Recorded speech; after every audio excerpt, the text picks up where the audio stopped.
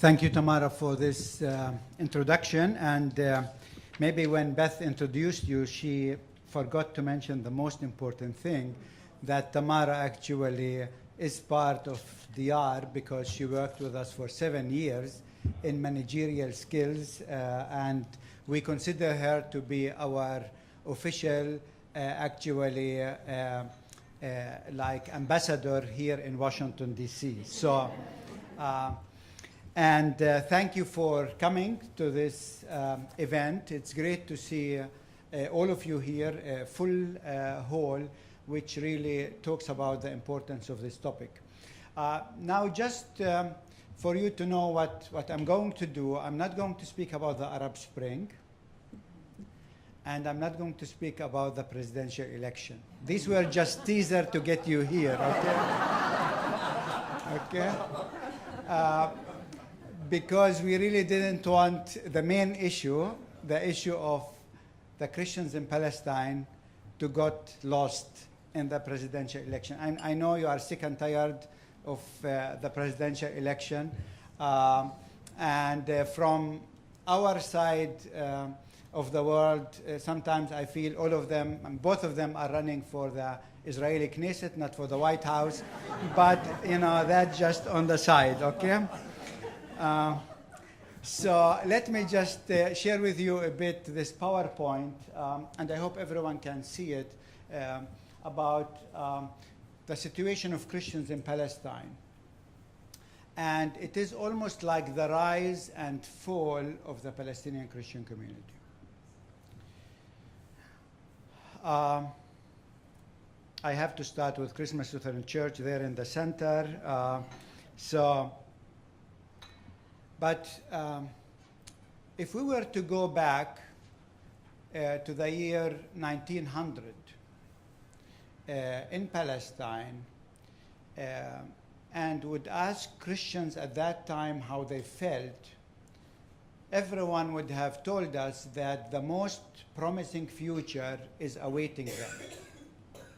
Everything really looked so promising that some people thought that Palestine actually will be maybe the most Christian nation in that region.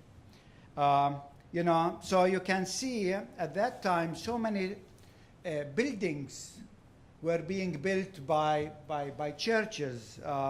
This is, for example, here Notre Dame, to the right, the Russian compound, schools.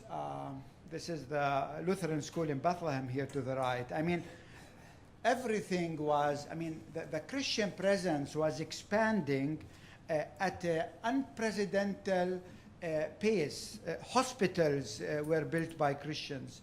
And if we look just as an example at the population of Jerusalem by religion from 1880 to 1922, look at this. 1880, the percentage of Christians was, we had like 19, not percentage, but 19,000 Christians in Jerusalem, only 7,000 Jews. By 1905, we had 28,000 Christians in Jerusalem. So imagine. By 1914, we had 32,000 Christians, so they almost doubled. By 1922, 31,000 Christians, 64,000 Muslims, 34,000 Jews. So really, the promise was there. And look at this.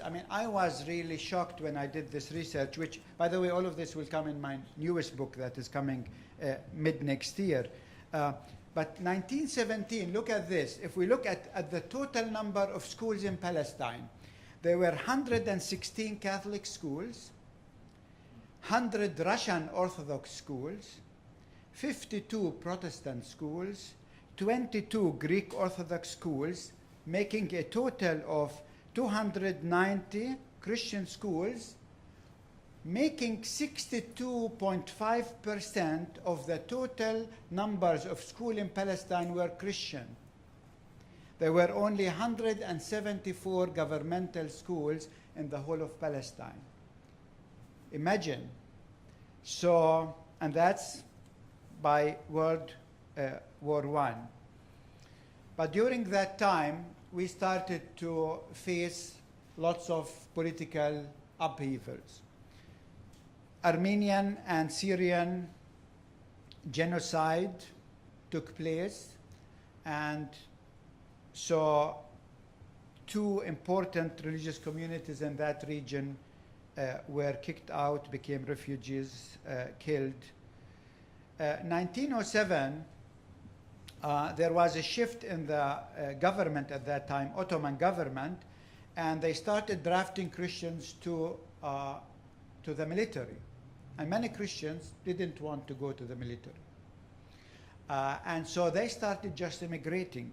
And they would board these ships that you see in this picture. They wouldn't know where to go. They will just go to Jaffa, take a ship.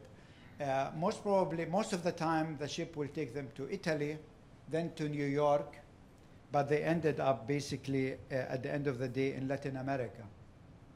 So imagine around between 1907 to 1914, half of the Christian population of Bethlehem left to Latin America within 7 years. 1/3 of the population in Beit Jala left to Latin America, so that today in Latin America we have around 1 million Latin American with Palestinian Christian roots. The majority of them in Chile, we have there around 300,000, and Honduras, 3% of the population of Honduras are actually of Palestinian Christian origin. But, and that's important for those of you who read my book, Faith in the Face of Empire,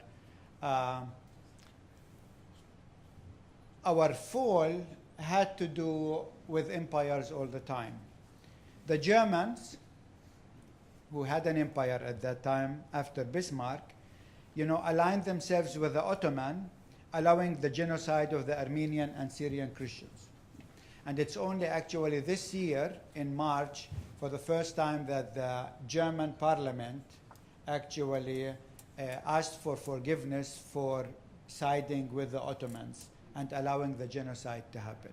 So we were betrayed by the Germans.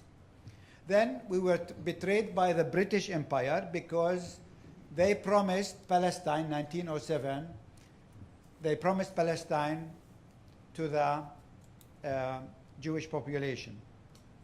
So it wasn't God who promised Israel the land, it was the British Empire. Remember this, okay? The French, took a piece of the cake, and they really supported the most sectarian policy ever existed. More on that later. I'm not going to talk about it. And the Russian, after the revolution, they had to close all of their schools because they weren't anymore interested in anything that has to do with Christianity. And it is in this time that in Europe, but also in this country, the myth of the land without a people for a people without a land started really emerging more and more. But if you look at these pictures, you will see the land was not without a people. It was really a thriving community that existed in Palestine. And just to give you a taste of our community, if you see here the picture, this is the first female photographer in the Middle East, Karima Aboud, a PK, pastor's kid, in Bethlehem, daughter of the Lutheran pastor, one of my predecessors, started taking pictures 1920. And she had 4 studios in Bethlehem, Jerusalem, Nazareth, and Haifa at the same time. Imagine a thriving middle class. Just look at this this kid, boy in Bethlehem in 1932, and look at his toys. Look at the silverware. I'm not sure if you can see it, but this is the silverware, of a thriving middle class. We had an airport in Jerusalem. That was actually one of the largest airports in that region. We had a thriving economy. Just think of the Jaffa oranges. It's not an Israeli invention. This was a Palestinian invention that actually transformed the whole city because that was the main export worldwide.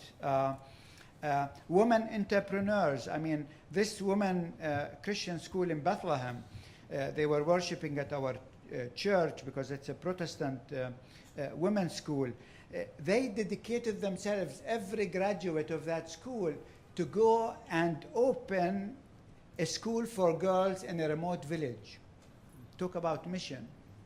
It's unbelievable what these women were, committed leadership. This is just one family, and in this one family, we had 5 pastors coming out of that family. They are all in this picture. Cultural and religious life was thriving.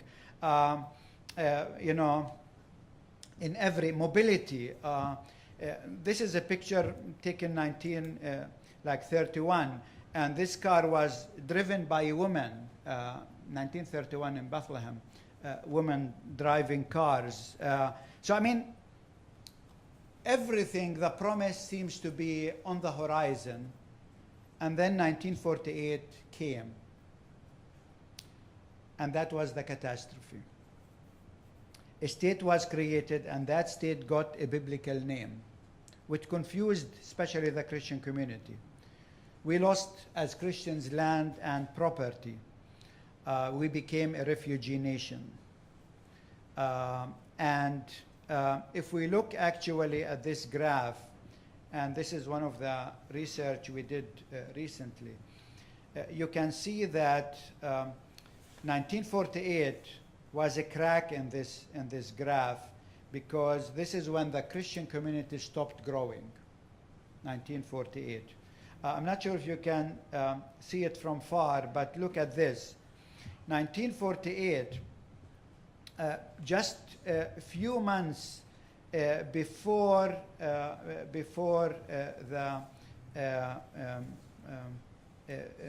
Nakba, we had 135,000,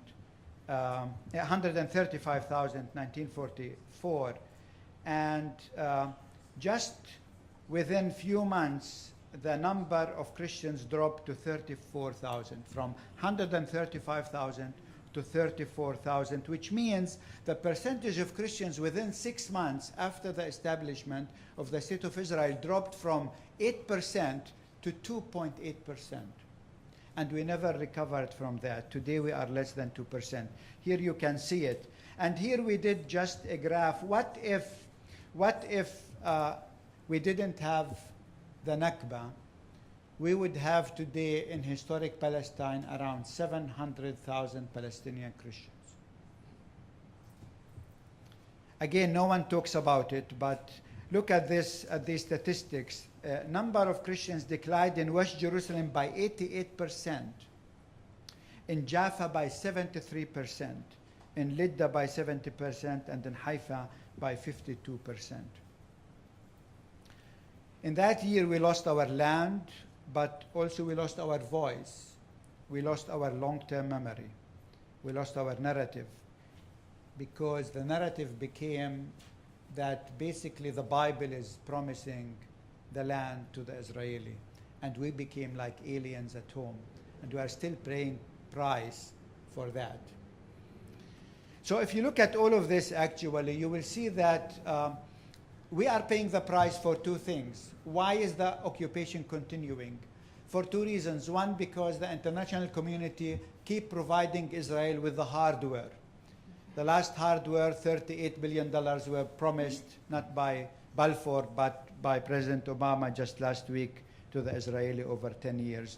And churches still provide Israel with the software, which is much more dangerous than the hardware. Software meaning people believe what's happening there is by divine intervention, and this is really became the narrative after 1967, which really gave the push for religious fundamentalism.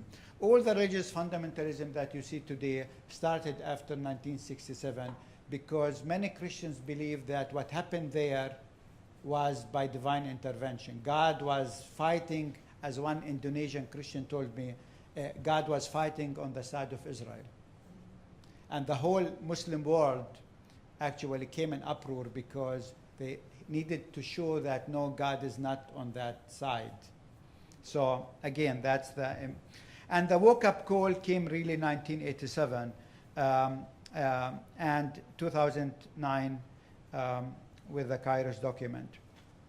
If we look at the Christian community today in Palestine, Christians make less than 2% of the population. If we were to put it in numbers, we are talking about 120,000 Christians living inside Israel, around 50,000 Christians, Palestinian Christians living in the West Bank, and half of these 50,000, they live in and around Bethlehem, in the so-called Christian triangle, Bethlehem, Beit Jala, Beit Sahur. In Gaza, unfortunately, there are only 1,212 Christians left. We were able to count them one by one, which really means that within this generation, we know it, Christianity will cease to exist from Gaza. The question is, will Christianity cease to exist from the Holy Land? Will the Holy Land become something like a Christian theme park where we have all of these shrines but no living and witnessing community? Still, Christians play, in spite of our numbers, a very important role. In this study we did, we found out that although we are less than 2% of the population, Christians run 1/3 of the health services in the West Bank and Gaza Strip. Even more interesting, Christians run 45% of all non-governmental organizations. These are human rights organizations, these are social institutions, etc. We have right now in the Palestinian government 3 ministers who are Christians. It's the Minister of Economy, Minister of Tourism, and Minister of Finance. And if we ask why are Christians immigrating, in the study we did, this was the answer: lack of freedom and security, you cannot move freely. Deterioration of the economy. I mean, I'm 54 years old and I have been through 11 wars, which means every 5 years we have been going through a war, which means, you know, you have to start all over again. Political instability, etc. But I would like to end with this pictures of Bethlehem. This graph of Bethlehem, because remember, half of the Palestinian Christian community in the West Bank, they live in Bethlehem, around 25,000. That's the last refuge of Christians in that region. And what you see here in the graph, this is the Bethlehem Governorate back in 1967. You have to the west, you have the green line, and you see the Dead Sea. So if you have floated any time on the Dead Sea, you were floating on Bethlehem water. No one knows it, but it's Bethlehem water. Now look what happened in this time. First of all, there is something wrong here, but okay. What you see here in blue, this is area totally under Israeli control. Palestinians have no say. They cannot dig a road, they cannot put a satellite for mobile tower, they cannot give a building permit, no authority whatsoever. Then Israel annexed the northern part of Bethlehem that you see here in black, so we lost that part. Okay, now it's coming. What you see here in dark yellow, this is basically Bethlehem. Okay, so this is Bethlehem, Beit Sahur, Beit Jala. Okay, the Christian triangle. And then this part of the Bethlehem Governorate was declared military zone. Military zone means it's not only that we have no authority over it, it means we are not allowed even to be there on our own land, because it's military zone. And then this part was declared green area, which means, you know, Palestinians cannot do anything there, but also people who follow the Israeli settlement activities know that most of the time Israel declared an area green area before starting building settlements there.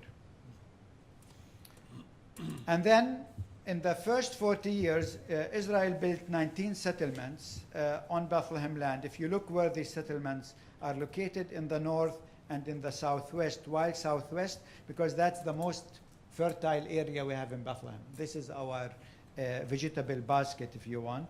Then you have settlement Jewish colonies on the Dead Sea because they control tourism, minerals.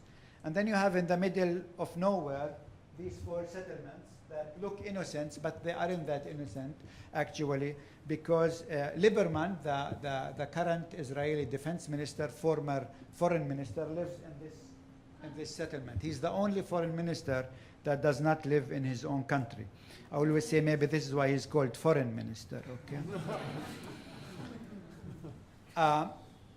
And then, and then came the wall, which you can see here. The wall was built mainly in the north of Bethlehem. Here, this is the wall when you come to Bethlehem.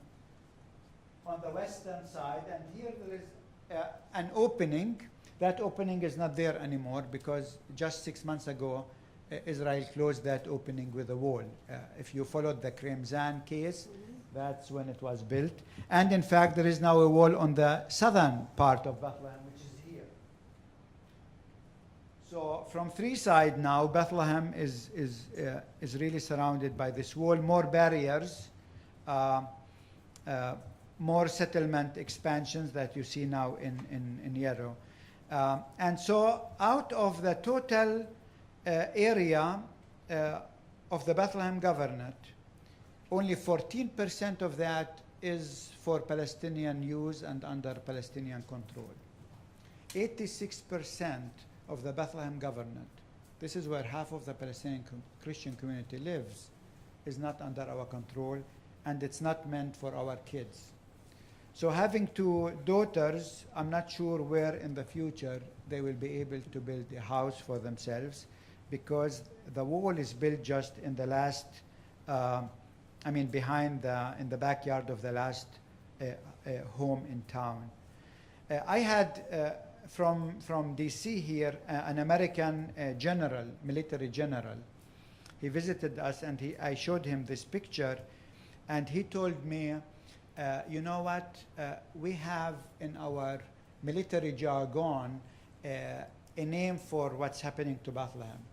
And I said, what is it? He told me, we call it a kill cell.